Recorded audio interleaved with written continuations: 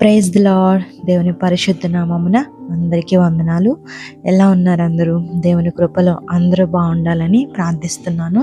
ఈరోజు దేవుడు మనకిచ్చిన వాగ్దానం కీర్తనలు 28వ అధ్యాయం 7వ వచనం. యెహోవాయే నా బలము, నా కవచము. ఆమేన్.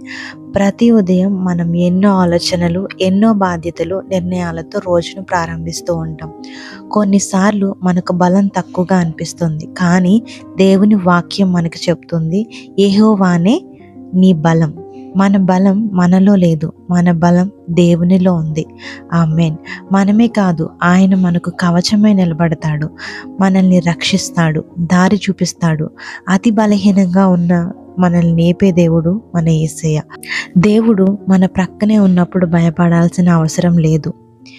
నేడు నువ్వు ఎదుర్కొనే ప్రతి పని, ప్రతి సమస్య, ప్రతి నిర్ణయం దేవుని బలంతో సాధ్యమవుతుంది.